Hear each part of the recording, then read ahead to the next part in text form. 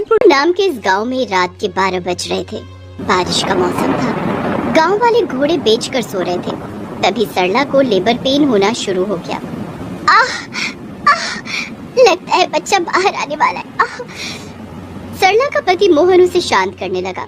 सरला, शांत हो जाओ सरला, कुछ नहीं होगा, हमारा बच्चा बाहर आएगा। सरला, थोड़ी सी दर्द के बाद सब कुछ ठीक हो जाएगा। बाहर बिजली इतनी जोर से कड़क रही थी कि सरला की चीख किसी ने नहीं सुनी। देर रात को सरला के पेट में से उसकी बेटी निकली। अपनी पहली संतान को हाथ में लेकर सरला को लगा कि यही उसके जीवन का असली मकसद है। उसके पेट में पल रही बच्ची आज उसकी गोद में है। उसकी आंखों में खुशी के आंसू आ गए। बेटी, मेरी बच्ची, मेरी सोनी सी बच्ची, माँ तुझसे बहुत प्यार करती है बेटी, बहुत प्यार। वाह, कितनी सुंदर है हमारी बेटी, बिल्कुल तुम पे गई है सरला। पहली बार माँ बनने की जो खुशी होती है वो इस दुनिया की सबसे अच्छी फीलिंग है। ये आज सरला को पता चल गया। उसने अपनी बेटी को गोद में लेकर पूरी रात बिता दी। लेकिन सुबह सुबह उसके घर में मोहन का बड़ा भाई महेश और उसकी पत्नी पूनम आ गई। महेश ने सरला की बेटी को देखकर कहा, छी, लड़की हुई है, तुमने लड़का पैदा नहीं किया सरला? मैंने तो पहले ही आपसे कहा था ये सरला किसी काम की नहीं है। क्या करें, तू भी तो मुझे बच्चा नहीं दे सकी ना। महेश की बीवी पूनम बांझ है, लेकिन उन्हें एक बेटा चाहिए था। इधर मोहन और सरला गरीबी की वजह से बच्चा नहीं ले पा रहे थे। इसीलिए महेश ने सरला से उनके लिए एक बेटा पैदा करने के लिए कहा था। आज से 9 महीने पहले महेश ने सरला से कहा था, सरला, मुझे एक बेटा चाहिए, तुम प्रेग्नेंट हो जाओ, मैं डिलीवरी तक के सारे पैसे दूंगा। और डिलीवरी के बाद बच्चे को हम ले लेंगे। हाँ, लेकिन हमें केवल और केवल लड़का ही चाहिए। मोहन के पास सूखे चावल खाने के भी पैसे नहीं थे, इसलिए वो दोनों राजी हो गए। सरला गर्भवती हो गई और आज सरला ने एक लड़की को जन्म दे दिया। इसी बात से महेश और पूनम दोनों गुस्सा हो गए। मोहन ने हाथ जोड़कर अपने बड़े भाई से कहा, भैया, अब लड़की हो गई तो क्या कर सकते हैं, इसे हमें दे दीजिए, हम पालेंगे इसे। सरला इस लड़की को पालेगी तो मेरे लिए बेटा कौन पैदा करेगा? तू? हाँ? इस बच्ची के लिए मैंने पैसा दिया है, इसलिए इस बच्ची के साथ क्या करना है वो भी मैं तय करूंगा। ये बोलकर महेश ने सरला की गोद से उसकी बेटी को छीन लिया। नहीं, बच्ची को वापस दे दीजिए, मत मारिए इसे, मत मारिए। पूनम, हाथ पैर बांध दो इन दोनों के। पूनम ने सरला और मोहन के हाथ पैर बांध दिए। महेश ने उस बच्ची को लेकर खेत में जिंदा दफना दिया। ये बच्ची अब यहीं मर जाएगी। अब मैं फिर से सरला से एक बेटा पैदा करवाऊंगा। महेश क्रूर था। उसके सामने मोहन और सरला की नहीं चलती थी। उसने जबरदस्ती फिर से सरला को प्रेग्नेंट कर दिया और कहा, इस बार मुझे लड़का ही चाहिए, नहीं तो देख लेना कि मैं क्या करता हूँ। लेकिन इस बार भी लड़का नहीं हुआ। सरला की फिर से लड़की हुई। महेश ने उस लड़की को भी जमीन पर दफना दिया। ऐसे ही सरला को 5 बेटियां हुई और 5 को जमीन में आसपास दफनाया गया। अब सरला की तबीयत खराब हो गई। उसने हाथ जोड़कर कहा, माफ कर दीजिए मुझसे ये काम नहीं होगा, मैं और बच्चे पैदा नहीं कर सकती। ठीक है, तो फिर तुम दोनों को एक फुटी कौड़ी नहीं मिलेगी। ये घर भी हमारा है, निकल जाओ यहाँ से। पूनम और महेश ने मोहन और सरला को घर से निकाल दिया। मोहन बहुत गरीब था, ना ही उसके पास कोई घर था, ना ही कोई जमीन थी। लेकिन महेश के पास पूरे गांव में सबसे ज्यादा जमीन थी। वो गांव का सबसे अमीर इंसान था। महेश ने 5 बच्चियों को अपनी ही जमीन पर दफनाया था। वहीं पर एक तालाब भी था।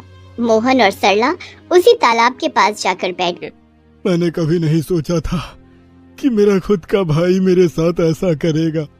पैसों के लिए आजकल भाइयों में भी दरार आ जाती है जी, लेकिन अब हम खाएंगे क्या, रहेंगे क्या? जब तक भैया को पता नहीं लगता हम दोनों यहीं एक झोपड़ी बनाकर रहेंगे, लेकिन खाने का कुछ इंतजाम करना पड़ेगा। महेश ने जिन बच्चियों को जमीन में दफना दिया था वो 5 अभी तक मरी नहीं थी। जमीन के अंदर तापमान अच्छा था, मिट्टी गीली थी। उसी गीली मिट्टी से उन बच्चियों को पीने का पानी मिल रहा था। मिट्टी में कीड़े मकोड़े थे, वही सब खाकर 5 बहनें जिंदा थी। और आज उन लोगों ने अपने माता पिता की बात सुन ली। उन्हें बहुत दुख पहुंचा। वो लोग आपस में बातें करने लगे। हमारी वजह से हमारे माँ बाप दुखी है, उनके पास खाने के लिए कुछ भी नहीं है। उस अत्याचारी चाचू और चाची को सबक सिखाना पड़ेगा, जिन्होंने हमारे माता पिता के साथ बदसलूकी की और हमें यहाँ दफना दिया। लेकिन हमें अपने माता पिता के लिए खाने का इंतजाम करना पड़ेगा। सुनो सब लोग, कल सुबह हम हमारी नाभियों से फूल गोभी उगाएंगे, उनसे हमारे माता पिता को खाना मिलेगा। सभी बहनें राजी हो गई। उधर मोहन ने पेड़ों से डाल काट काट कर दोनों के लिए एक झोपड़ी बना ली और दोनों उसी के अंदर सो गए। रात को पांचों बच्चियों ने अपनी अपनी नाभियों से फूलगोभी का पेड़ उगाया और सुबह उनमें बड़े बड़े 5 फूलगोभी उग गई। सुबह नींद से उठकर मोहन ने देखा झोपड़ी के बिल्कुल सामने 5 फूलगोभी उगी हुई हैं। सरला, वो देखो, वहाँ 5 फूल गोभी अपने आप उग गए हैं। अरे वाह, भगवान हमारे साथ है जी, आज हमें भूखा नहीं रहना पड़ेगा। मोहन ने एक फूल गोभी को तोड़ा, उससे उस बच्ची को दर्द हुआ। वो मिट्टी के अंदर से चिल्लाई, आह! मोहन ये सुनकर सोच में पड़ गया। अरे ये आवाज कहाँ से आई? खैर कोई नहीं, बाकी के फूल गोभी भी तोड़ लेता हूँ। मोहन ने दूसरी फूल गोभी तोड़ी और वो बच्ची भी मिट्टी के अंदर दर्द से चिल्लाई, आह! मोहन फिर से चौंक गया। ऐसे उसने 5 फूल गोभियों को तोड़ लिया। उसने सरला से कहा, सरला, मैं जैसे ही एक फूल गोभी तोड़ता हूँ, पता नहीं कहाँ से कोई बच्ची दर्द भरी आवाज में चिल्लाती है। ये कभी होता है क्या? आप भूखे हो ना? ये आपके मन का वहम होगा। हाँ, सही कहा। मैं आग जलाता हूँ, बहुत भूख लगी है। मोहन ने झोपड़ी के सामने आग जलाई और उसी आग में फूल गोभी को रोस्ट करके दोनों खाने लगे। बहुत दिनों के बाद दोनों ने पेट भरकर खाना खाया। अगले दिन 5 बहनों ने बंद गोभी उगाई। मोहन और सरला ने बंद गोभी खाई। ऐसे ही एक के बाद एक सब्जियां उगती रहीं और मोहन सरला पेट भरकर खाते रहे। सरला, हमने इतने दिनों तक कितनी मुश्किलों का सामना किया है, लेकिन अभी हमें पेट भर के खाना मिल रहा है। लेकिन पता नहीं हर रोज नए नए सब्जियां उगा कौन रहा है। पता नहीं जी, हमें खाने को मिल रहा है, यही बहुत है। मोहन और सरला शांति से रहने लगे, लेकिन ये शांति ज्यादा समय के लिए नहीं थी। एक दिन महेश और पूनम वहाँ से जा रहे थे, तभी उन्होंने मोहन और सरला को फूलगोभी खाते हुए देखा। अरे ये क्या, ये दोनों यहाँ क्या कर रहे हैं? आपने दोनों को घर से भगा दिया, लेकिन ये दोनों तो यहाँ रहने लग गए हैं और मेरे ही खेत में से सब्जियाँ उठाकर खा रहे हैं। चलिए दोनों को भगा देते हैं। नहीं, रुक जाओ, हम कल इन दोनों को जड़ से मिटा देंगे। रात को खाना खाकर मोहन और सरला सो गए। सुबह हर रोज की तरह 5 बहनों ने मिट्टी के नीचे से बंद गोभी उगाई। सुबह उठकर मोहन बंद गोभी तोड़ने जा ही रहा था कि तभी महेश और पूनम वहाँ ट्रैक्टर लेकर आ गए। क्या रे मोहन, मेरे खेत में खेती करके अपना पेट पाल रहा है? शर्म नहीं आई तुझे? भैया रहम कीजिए, हमारे पास रहने का जगह नहीं है, खाने के लिए भी कुछ नहीं है। तुझे और तेरी बीवी को और रहने खाने की चिंता नहीं करनी होगी। हम आज तुझे सीधा ऊपर पहुंचा देंगे। लेकिन उससे पहले मैं इन गोभियों को मिट्टी में मिला दूंगा। महेश ने गोभियों पर ट्रैक्टर चला दिया, लेकिन गोभियां वैसी की वैसी रह गई।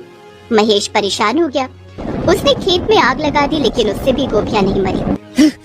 अरे ये गोभियां मर क्यों नहीं रही हैं? हाथ से उठा लो इन्हें। महेश हाथ से उठाने गया और गोभियों के साथ साथ बच्ची बाहर आ गई। कैसे हो चाचा?